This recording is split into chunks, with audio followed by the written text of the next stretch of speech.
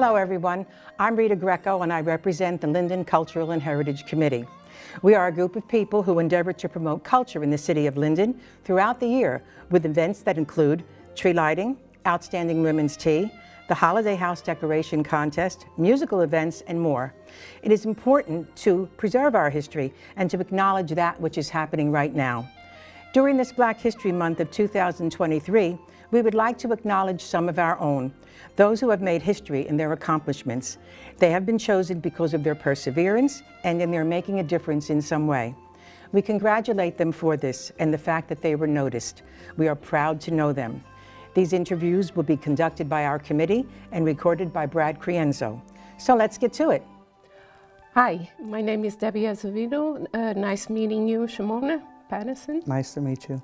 I will have some questions, and the first question I have is, how have you strived to succeed?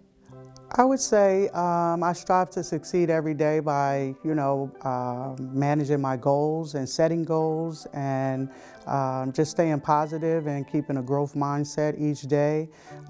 Whatever that goal is that I set out to achieve, I try to move in a positive direction to reaching that goal. That's great. The second question that I have is, do you think you have made a difference in some way, somehow?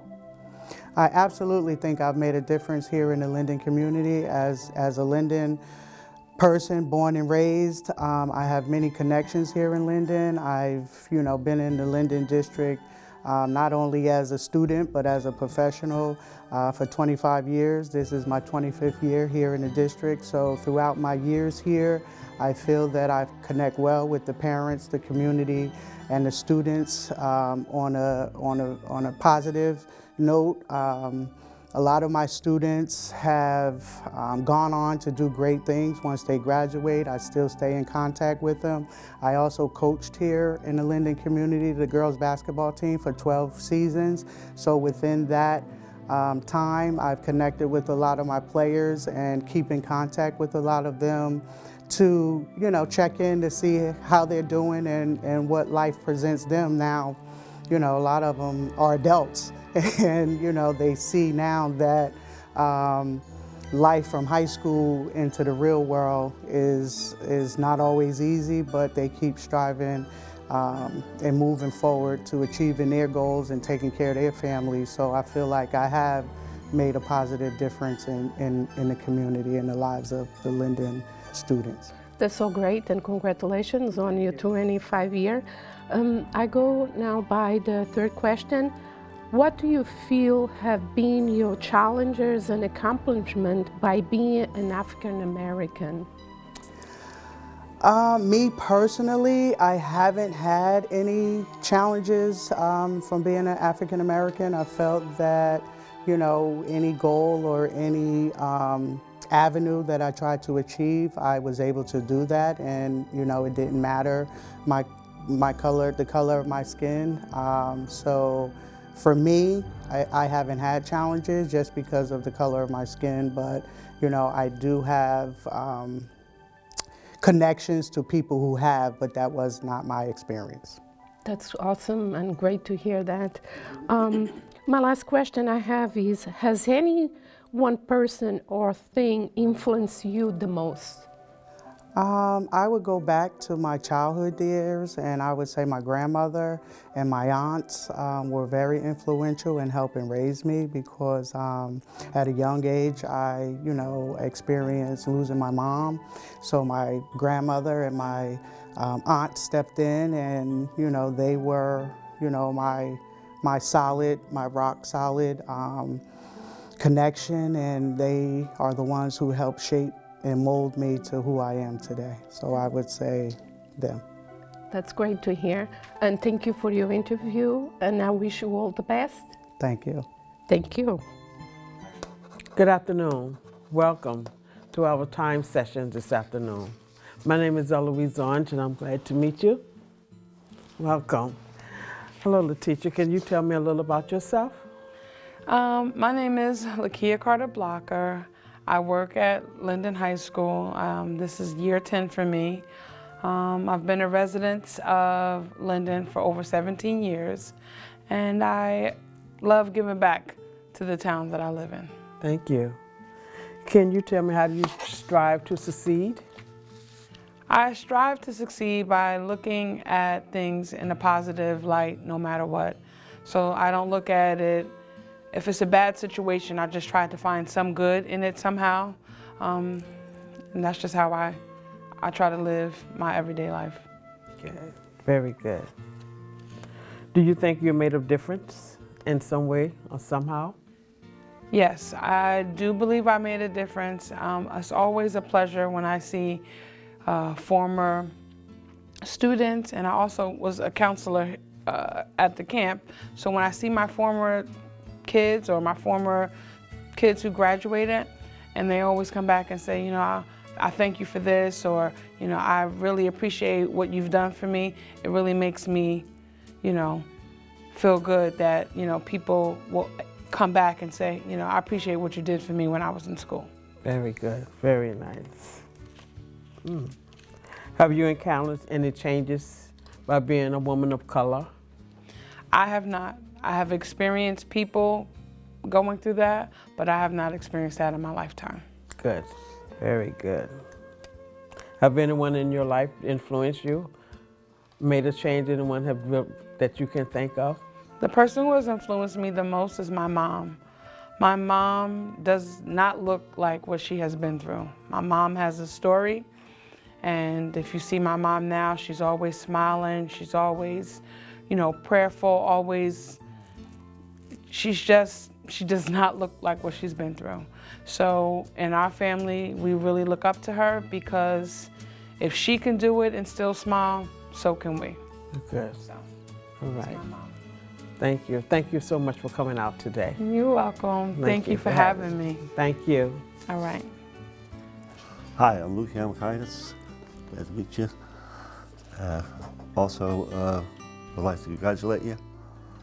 And can you tell me a little bit about your job, your current job?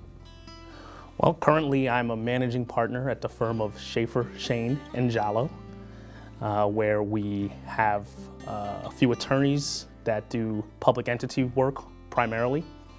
Part of my job entails being borough attorney for the borough of Roselle, prosecutor in a few towns. In fact, up until about a year ago, I served as an assistant prosecutor here in the great city of Linden, which is a great honor to me because that's where my family's from, here in Linden.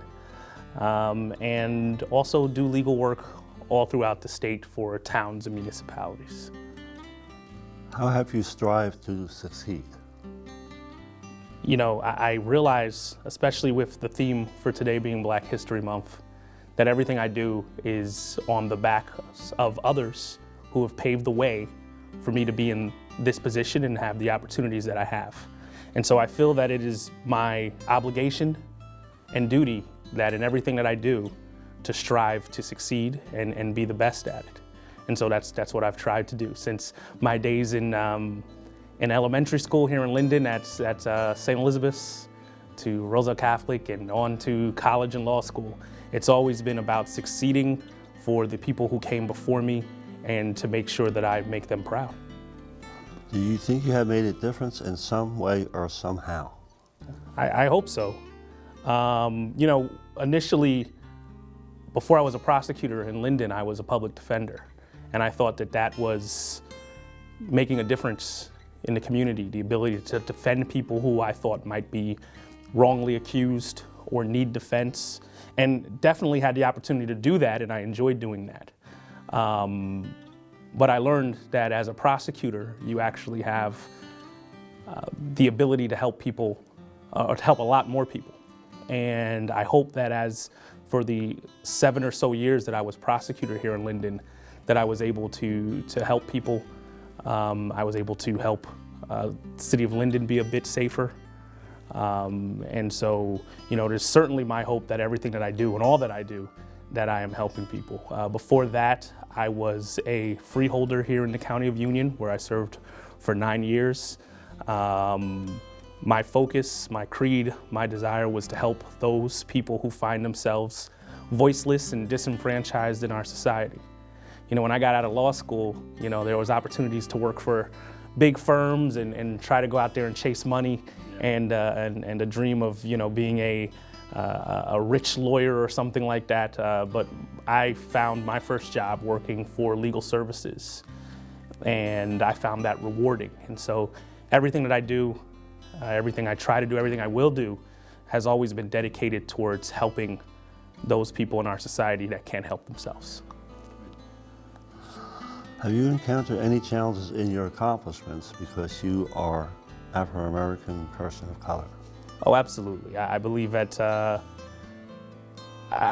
one thing that I can tell you is as an attorney, I know firsthand that there are laws that are created and were created to create different classes in our country and in our society. And, you know, one of the things that I'm able to do with this law degree and as being a lawyer is make sure that the laws are applied equally to everyone. And so any hurdles that I had to overcome or obstacles I had to face based on being an African American in this country is something that I certainly, you know, took pride in being able to overcome, and something that I'm working towards making sure that the generation behind me do not have to deal with. Good. Has anything or one thing influenced you the most? My family. You know, my mother. I say all that I am, all that I ever will be, is because I owe to my great mother, to quote Abraham Lincoln. My father and all that he has contributed to my life as well. You know, the single greatest influence was my grandfather, who I believe he moved to Linden, if I'm not mistaken, in 1954, raised his family here in Linden, opened a grocery store in Linden. If not Linden, it was right across the street, maybe in Roselle, I'm not sure, on St. George's Avenue. It's actually one of the first black people to ever run for office here in the city of Linden, although unsuccessful. But it was, I believe that was in the 60s, and he had a lot of obstacles to face. He had a lot of hurdles, and watching, you know, him and learning his story and all of the obstacles that he had to overcome to pave a way for someone like me to achieve all that I have and all that I ever will is certainly inspirational. I mean, I don't miss the fact, or it hasn't missed me, that all the things that I've accomplished are things that he may have tried to do in his lifetime and met even more hurdles in trying to accomplish them or overcome them. For him, running for office was almost impossible, and he did it anyway, right? And for me, I had a lot more support and help, and that's why I was successful. And so I just think it's really important to pay tribute to the people who come before us and who have done all these great things to make someone like me, who's just an ordinary person, you know, eligible, able, and capable to do, you know, seemingly, you know, successful or great things. You know, to be able to say that I was a prosecutor in Linden and that I'm a prosecutor in Franklin Township, or that I held public office on the county level for 9 years, or that I was an adjunct professor at Kane University, or have a law firm right across the street from City Hall here in Linden. These all sound great, and they are great, but they're all accomplishments that were, you know, laid out, you know, before I came along. And it's people who, like my grandfather, who paved the way, like my parents who paved the way, like my grandfather's grandfather, who came from South Carolina to Cranford in the early 1900s. These people are the ones that I owe everything and every bit of success that I have to. And that's the people that I remember during Black History Month. Perfect. Okay, thank you for your time. Thank you. And wish you a good evening. Thank you very much. All right. Good afternoon. My name is Mary Beth Strano. I'm with the Cultural and Heritage Committee. And congratulations on being selected to be honored this month for Black History Month. can you tell us a little bit about yourself? Well, my name is Howard Whitmore, and I grew up here in Linden my entire life, some 48 years now, on and off. I am currently the choir teacher at Linden High School, and I also direct the musicals there. I work with Mystic Vision Players, the theater company here in town, and with companies all over New Jersey. I'm actually currently working with a company down in Red Bank as well. So we put in all the time. Well, I know I've seen your performances a few times. It's amazing. What have you done out of the ordinary? Like, how have you strived to succeed in the careers that you've chosen? I know I always admire people that go into the arts because it's not easy. It's not easy. It's something you really have to work at. Yeah. So what have you done special? Like, do you have any secrets? How you've tried to strive to succeed? I think the main thing is you have to put in the work. Especially within the arts, you have to be willing to put in the time that you're going to hear a lot of no's before you hear the one big yes that makes it something that you actually get to work on, a project where you care about it and you want to do it, where you're not just in it for the money. I think a large part of it has been just setting a goal and making up the steps to get to that goal. That it has been leaning on the community around me, that I've had a lot of people who helped me come up along the way, and that now I'm trying to do that for my students too. Because I remember years ago when I first got involved with the arts at the high school. I remember you were there teaching choir. Mm-hmm. Right out of college. That was quite a few years ago, and you know, and here you are, you're back again. So I find that pretty interesting. But along the way, I'm sure there have been some challenges. One thing with this being Black History Month, have you encountered challenges because of your color? Yeah. Within the arts, there has been a history of pigeonholing what you're allowed to do. And again, sometimes it comes from both sides. That when I went to college, I studied classical music. I had never been a gospel singer. I had never been a pop R&B singer. I did classical music and I did theater. But by and large, especially we're talking about the early mid-90s, there was not a place for Black people, that we were meant to feel excluded. Even at the school that I went to, that we were a small school to start with, maybe 400 people on the entire campus in the undergrad program. And maybe 40 of those people were African American and Hispanic, like combined. So there was a sense of, there was already a sense of being a minority, which I never really had to feel as much in Linden, because Linden has always been diverse, or at least while I've been here. So that there was that sense of being a minority, and then there was also that sense of people literally saying, your voice is too big, your voice is too heavy, and also people just questioning, why would you want to sing opera? Why would you want to sing classical music? You're not supposed to be singing German. So in the classical end, there was that, and then there's also the roles that people have said in theater that you shouldn't be playing that. And like stereotyping. A lot. I remember a specific story, like that I got cast in a role in a production of Hello Dolly, and somebody was like, "Oh, well, he can't be Black," and I was like, well, I got cast. Like the director saw it, and I saw it, so I earned it. I'm like, it has nothing in the story has to do with me being Black or not being Black. So what is your reason? And they're like, oh, well, the story is set at the turn of the century and Black people wouldn't have hung out with white people. I'm like, that is true, but it is also the turn of a new millennium now. So things need to change. Well, and a lot of it back then, I think, depended on where you lived.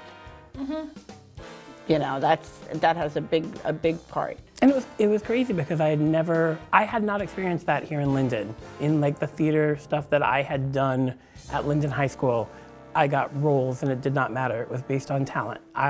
In the community theater, I got parts and it was based on talent and what you did at the audition. It was not based on your color. So hearing this at another New Jersey theater and being told like, I don't know if this is for you. I'm like, I want you to say out loud, why not? You know, one thing I have said, raising my family in Linden, is I always felt that Linden kids were so well-rounded. You know, my daughters, I wondered, okay, my daughters are very bright. You know, how are they compared? But then when they get out in the world, you know, how are they going to compare to the rest of the world?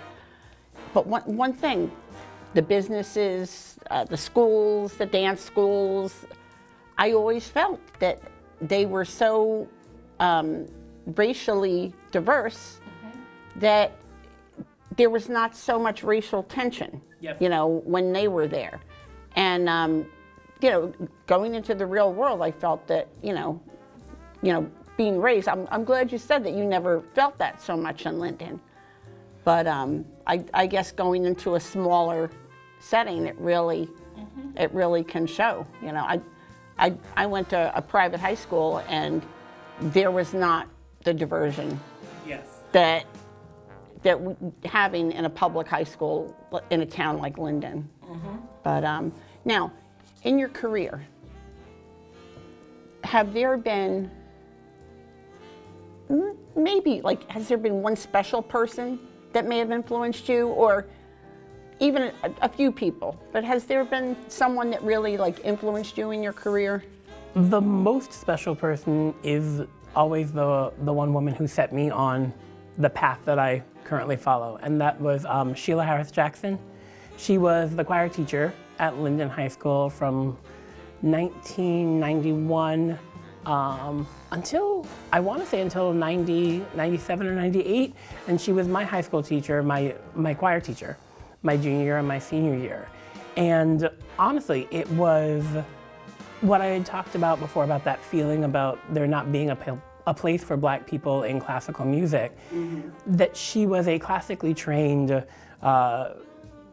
highly skilled soprano and had gone and done all of these amazing things in the world of classical music. And besides the fact that she had done it, she wanted to make sure that we knew how to do it too, that we felt and found a place to be in that music and do the things that we want to do. I literally would not be where I am today if it were not for her. She made sure I got into school. She made sure that I had family support, when I did not have direct family. Family doesn't always live with you. Exactly. I'm like the family of choice. And like she made sure that I always had support. And she was there well after I graduated high school. She was there for me in college. She was there for me a few weeks ago. That we have actually now gotten to perform together, which has been great. So she was an inspiration and also a rock for me to lean on and grow. So you know what? One thing it tells you is, in Linden, you know, they provide a nice, diverse education. When you leave here, you know, you had the tools that you needed to succeed. And it's one of the things where I feel like it's so important for the kids to see someone in education who not only has their best interests at heart, but also shows them there's a place for you, that you can do this too. I agree. I love it. I mean, you know, I've worked in the Linden schools for 25 years. So, and you know what? You love seeing them succeed. You love seeing them come back and finding out that, you know, you helped them along the way. Oh, proudest accomplishments that I have are, for me, it's the legacy that I get to leave. I've had students on American Idol. I've had multiple students on Broadway. I have had multiple students who've gone into education and are teachers and are vice principals now in Linden, and currently have students who are out there performing and just doing what they love and creating music, and that's the legacy and what I want to give back. That's great. And this is, you know, like when we are doing our Black History projects, Women's History, we really like to keep it as Linden based as we can, because Linden does have a rich history. And, you know, I'm so excited to hear that you found, you know, your comfort zone, you found what you needed with that. But thank you so much for coming today. I really appreciate you coming, Howard. Have a nice day. You too. Thank you for having me. Thank you. Welcome, Lisa. My name is Alex Cerna, and I just wanted to congratulate you on this. And can you tell me a little bit about your current job and what you do? Well, as you know, my name is Lisa Orman. I have several jobs. First of all, my favorite job is I am Kira and Chase's mother. And my other job, I am a councilwoman in the First Ward here in the city of Linden. I currently work for the Linden Board of Education in their Department of Transportation, where I'm a secretary and I'm assisting with all the components and aspects of the transportation for our school district, whether it's an out-of-district placement or whether it's an in-district placement of our children or door-to-door transportation for special education children. It's been exciting, it has a lot of moving parts, and it's challenging, which is something that I kind of thrive on. That's great. How have you strived to succeed? Well, success is something that my father and mother instilled in me when I was a very small child. I was always told that you have to be better, not necessarily better than other people, but my father would always tell me, be better today than what you were yesterday, and tomorrow be better than what you are today. Success does not necessarily come in huge leaps and bounds, but sometimes success comes in small increments. And if you just focus on every day being better than what you were the day before, you're going to definitely be destined for success. So I've always strived, you know, for that, and always making sure that education is first and foremost. Now, education doesn't always mean that it's something formal in the terms of a college, but education is just always inquiring and knowing more than what you've known in the past. So if something comes across your lap that you don't quite understand, just rather than taking someone's word verbatim, you've got to read, do the research, and educate yourself. So education is something else that I did to definitely ensure that I was successful. That's great. How do you think you've made a difference some way, somehow? I definitely feel as though I've made a difference. I've made a difference in the life of, I would say, many people. One of the past roles that I've had was a member of the Linden Board of Education. And I'm a mother of 2 special needs children.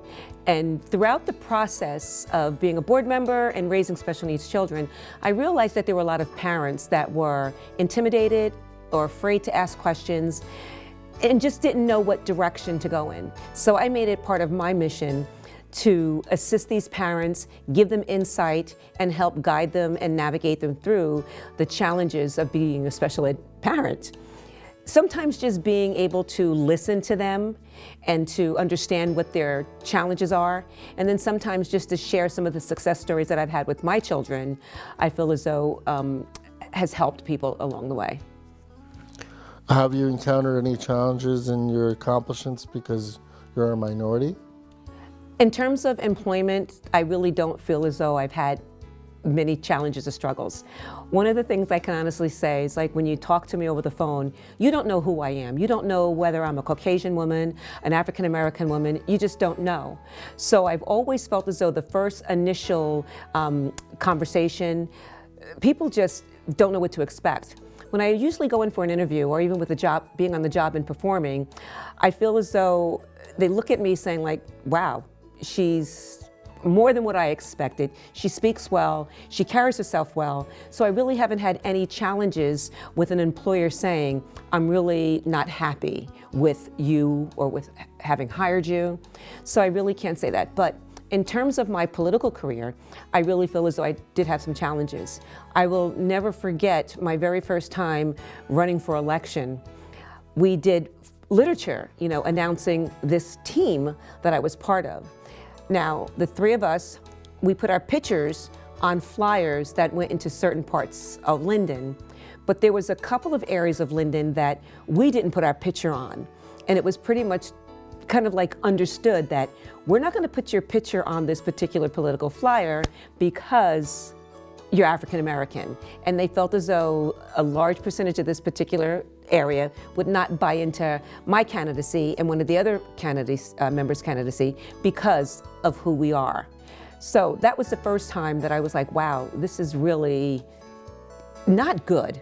And then my second encounter, I guess to discourage me, I was actually told by an elected official that running for First Ward Councilwoman was a waste of my time and that I would never win in that neighborhood because it was a predominantly Caucasian neighborhood. So I didn't prove that elected official wrong. The people in the community proved him wrong, because when I knocked on that door and I told them who I am and what I wanted to do for them, they didn't look at the color of my skin. They looked at a person who was going to help them with their challenges and with the needs they had, in the community. So that's what I can honestly say. Those were my two biggest challenges, and it had nothing to do with career, but everything to do with my political aspirations. Wow. Has any one person influenced you the most? I really can't say one person, but I'm gonna kind of like highlight maybe two people. A couple I'm gonna say, and those are my parents. My parents always instilled in me that I can be the best that I can be, and the only one that's gonna stop me from being the best is myself. No one can take anything from me or stop me. And then there was another woman that really had a great impact on me. Her name was Diana Harris. And I'll never forget, it was one of the first jobs that I had when I was after graduating college. I went for an interview, and it was for a major retailer. She had already picked all of the managers that she was looking for the stores that were in her district. And when she met me, she actually called the regional vice president and said, "You've got to find another spot because I've got a live wire here. I want to hire this young lady." She gave me an opportunity to be an assistant manager in a store where I never would have had that opportunity. And to this day, like I said, she was so instrumental in not only building my confidence even higher, but also showing me that I had what it takes. And what she also did was taught me a valuable lesson that if there's another woman who's ever coming across my path that I can open a door for and reach out and help pull her through, that I should do the same thing. And once again, she was an African American woman that thought highly enough of me to give me a chance when, during that time in the 80s, most employers wouldn't have. Wow. Well, thank you for your time. I wish you a nice evening, and that's all I have here. Well, thank you so much for giving up your time, and wishing you and all of our viewers a wonderful and exciting and educational Black History Month. Good afternoon. I'd like to welcome you. My name is Mary Beth Strano. I'm part of the Linden Cultural and Heritage Committee. And Mr. Devereaux, I would like to congratulate you first on being selected as part of our Black History program. We picked people who we thought made a very important difference in Linden. Can you tell me a little bit about yourself? First off, for me, I'd like to say thank you for just asking me to do it, because I felt honored. I didn't realize anybody thought of me in that way. So first of all, I'd say thank you. I'm an art teacher at Linden High School. I'm also the head girls track coach, and I'm also the head girls cross country coach. I've been doing that since the head track coach. I've been since 1998, and just recently I started doing the cross country. So been pretty busy in Linden, and I love what I do. That's wonderful.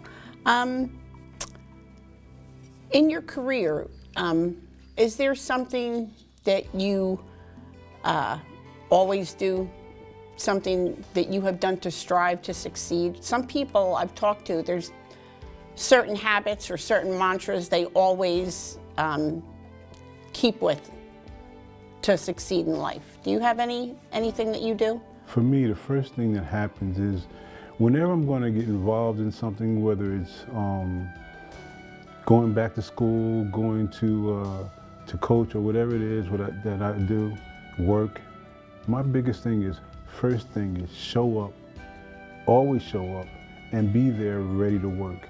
And have a focus on trying to get the job done, no matter what, whether it's a little thing or a big thing. And my wife kind of says, she kind of teased me about me being so focused. And but once I get into something, it's like there's an intensity that I put into it, and it kind of helps me to get through because I want to get things done, and it kind of keeps me on task too. So I like to show up, be there on time, focus, and if I don't know something, I like to ask a question. I may not ask it in front of everybody. I may like pull a person that's in charge aside and say, could you give me a little clarity on it? Because I don't have that personality that I'm screaming out in front of the whole audience. But I do like to, if I don't have an answer for something, I like to ask the question so I can get a little bit of clarity on how to get things done. That's good. I know talking to a lot of people, everyone has something that they do that keeps them succeeding in life. You know, a lot of people, I guess, can't stick with things. I've known people who would just go along because they wouldn't ask the question. But I find that very interesting. And I think people can take that as advice as well. Now, have you encountered in your career, your life, any challenges because of the color of your skin? For me personally, I have not. But I have seen a lot of change in a lot of different things, because I remember coming up how the city of Linden was so divided, where if you lived on one side of Wood Avenue, there may have been blacks that live on that side, but there wasn't any blacks that live on this side of Wood Avenue. And I saw that, whereas now we have one of the biggest changes that we could show with our black mayor, Derek Armstead. So I'm really proud of the fact that he's been selected as mayor. I remember when I was a kid, my brother played Pop Warner football with Derek and his brother Jimmy and those guys, but I was older than them. And so when they went to go try out for Pop Warner football, I wanted to do it, but I couldn't because I was too old and I weighed too much. And so that year, I was about 13 years old, I couldn't play. But the nice thing about it was that Derek's dad and Mr. Robinson would take all of us in their car to watch the practices. I got so excited about just being able to go see the practice that it kind of started my life into sports, because the next year I went out for freshman football and I never stopped being involved with sports from then on. So I saw that there, but like I said before, one of the biggest changes that I saw is the fact that I see that there's being change, but I do know that there's a ceiling that's a little bit more invisible that people don't let us get into right away. But I do see a lot of change because now we have a black principal and we had a black superintendent of schools. So I see change, but I do see that there's some people that are trying to stifle that change and preventing us from being on that same level field. We're already, because of the fact of slavery and all the other things that went on with civil rights and all of that, yes, we're a little bit behind the 8 ball, so we're playing catch up. And it's like when you're playing a game, you don't want that person to get to that equal level, but I see that things are getting there, but it's not there yet. So there's things that are getting better, but I do see that there is still those ceilings that are there that we'd like to see change, but sometimes inequities maybe? Yeah, but you see them, and the thing is you try and work through them. And I do know that there are starting to be changes, but I do know that there's a ways to go still. We're not there yet. So. Now, I know working in education as well over the years, seeing the kids, knowing the families, and you know, and you get to understand a lot of it. But you know, I come from what they call down Linden, and to me, it was always very diverse. So that's one thing I do love about Linden. In your career, has there been any one person that really influenced you and you know, really helped you become what you are today? You know what? There's been a couple. Hasn't been just one. It can be, yeah. It hasn't been just one, but for me, first thing that happened was my mom and dad moving us from Elizabeth to Linden. Because when we were in Elizabeth, we would be going to the store, we'd be fighting all the time. And it was like, you know, if we went to like the Magloria Manors, there would be like fights and things like that so that we can get our basketball back, so people wouldn't take our money. So we'd be fighting all the time. When I moved to Linden, we didn't have to do that. It was a lot calmer. I didn't have that same, put your dukes up and let's go get it. Whereas when I was in Elizabeth, I would walk the streets and my wife always said, why you got that face on? Why you look like you mad at everybody? It's only because when I was coming up, you know, we had that look on you, you're ready to fight. You was like, but when I came to Linden, that kind of changed. And so I didn't have that same want to go get it attitude, but I still, when it came to sports, I was able to let that go. So I kind of had it with my parents moving us from Linden, but then I had a coach, Mr. Blue. I got involved with the sports, and because Mr. Blue, I was pretty good in track and field. Mr. Blue introduced me to Coach Von B. He was the football coach, one of the football coaches at Jersey City State. And so they got me involved, they got me into Jersey City State. And if it wasn't for Mr. Blue talking to Coach Vaughn, I would not have gone to college. My dad wanted me to be a truck. Wow, so that's where it clicked and made the difference. My dad wanted me to be a truck driver. But because I was good in athletics, it allowed me to go to school to be, to get into track. And then I didn't stay at Jersey City for long. I went from Jersey City to Rowan University. When I went to Rowan, I met another coach, Coach Moore. And we got involved and we won 2 national championships. And so from there, it just kind of like, for me, my love of sports, and from those people helping me, it wanted me to help more people. So, and it's been like that my whole life. I've always had people that would come in and want to help. And because of that, it makes you want to help. And so it's like a cycle that you just can't stop. And I love it. I love it. I love the fact that people come into your life and they do some really nice things for you. And it just makes you want to do really good things for somebody else. So do you think you have an impact on people more with your teaching or with your coaching? For me, both. Yeah. Because for me, both. I think as I get older, it's more with the teaching part.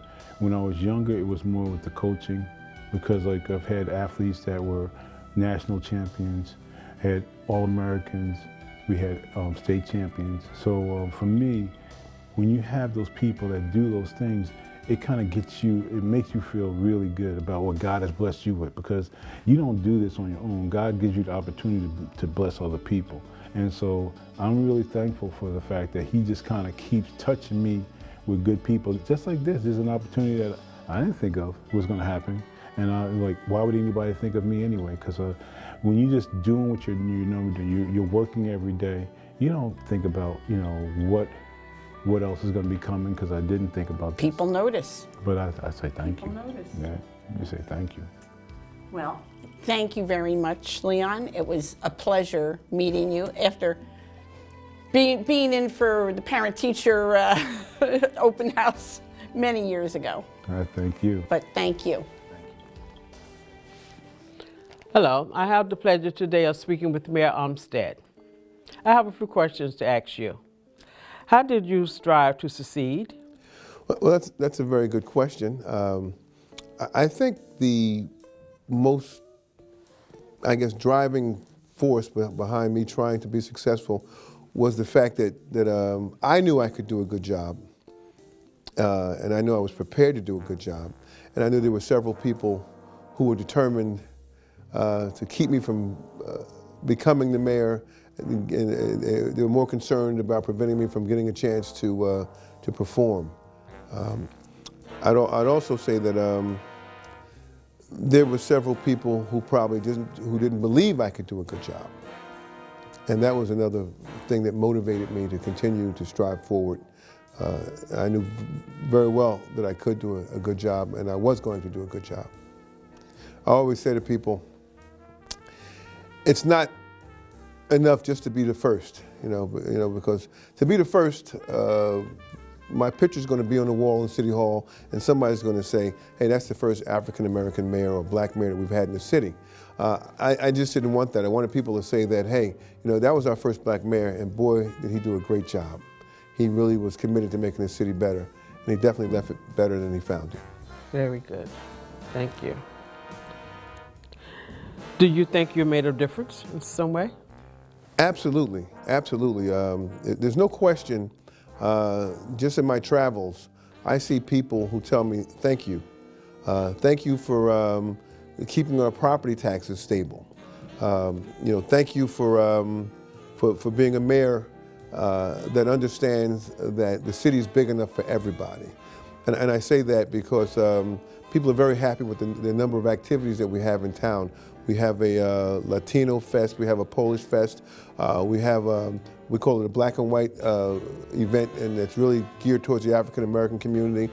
We have After Work Wednesdays where we have house music being played, and we just try to do a number of different things. We have Breakfast with Santa, we have our project graduation, we have Kids to Park Day, and we do all kinds of things that try to bring people in and make them feel like Linden is their home.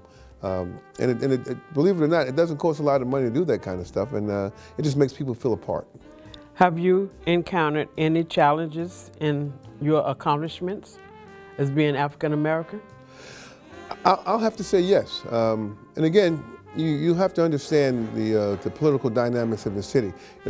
I ran without the backing of the political organization, which traditionally was not run or controlled by the African American population in town. While we played a very strong role in who was the mayor or people who got elected in this town, we just didn't control the organization. So it was a challenge. When I first took office, there were 10 council people working against me and one with me. And I knew that if I was going to be a successful mayor, I would have to at least have the votes on council to be so. I looked at the overall political situation and the challenges that our first African-American president, Barack Obama, he dealt with. He didn't have the legislative cooperation to be able to forward an agenda that was beneficial to our country, and it hindered his ability to get things done. And I knew right off the bat that I was going to have to address that particular aspect of it, and we began running candidates, and we were very successful.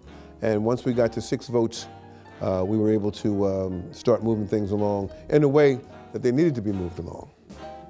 I always tell everybody, I got 7 years of tax reduction. It's 6 years of tax reduction, because we haven't done our budget this year yet. But it would have been 8 years had I had enough members on council to support the agenda that I wanted to forward. Thank you. Has any person or thing influenced you the most? Yes, I'll say that I can't say one person, I'll say persons, okay? You have to understand I come from a very strong family in town here. The Armsteads had been here since, I think, 1926. My grandfather was a very strong and determined man. He believed in keeping the family tight. And my grandmother, who was a very determined woman in her own right, was the one who kind of put everything together. With his hard work and her saving the money and kind of like helping managing the household, they were able to put some money together, and they were able to buy their first home, which kind of translated into several homes on Southwood Avenue, which kind of gave us some sort of political clout in town, as politicians wanted to know who was this family from Southwood Avenue, you know? So my grandmother and grandfather had a lot to do with it, and my mother had a lot to do with it also, because my mother, of course, we grew up right next to my grandmother on Southwood Avenue until we moved. So my mother was very instrumental in my life, and still is. She's 88 years old. And my father, God rest his soul.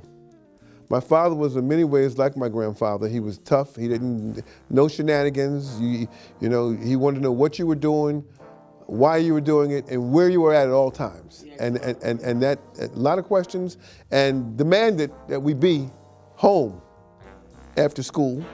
On the weekends, he wanted to know what we were doing. And my father, more than anything else, was a very gregarious, outgoing, friendly person. He was a letter carrier throughout the town. Everybody knew him. But more importantly was my father, he taught us mental toughness. He taught us mental toughness. And I'm so thankful that my father got a chance to see me become mayor. Because in 2010, when I first ran, I won the primary, but didn't win the general election. We lost by 171 votes. And the big thing was, boy, I said, my father, as he was getting up in age, I wanted to make sure that he saw me achieve this the seat of mayor of Linden. And incidentally, going back to my grandmother early on, when I was a little boy, used to tell me, you know, you could be the mayor of this town one day. She actually told you that? Yeah, actually told me that. And I recall even my first election that I won, she sat out there all day at the polls until the polls closed and waited till the numbers came off the machine and gave me a big old hug and a big old kiss and said, I told you, grandson, you could do it. And she really reiterated the point that you're going to be Linden's first black mayor one day. Wow. Congratulations. So, wow. So it's a combined effort. It's a combined effort. I've been very blessed with a good family, and good people to look up to, and people who preached that my grandmother's favorite line was, Kant died a long time before her great-grandmother was born. So Kant was not even, the word Kant was not even allowed to be talked about in our household. And my grandmother, and as well as my mother and father, taught us be able to speak in what we refer to as the King's English.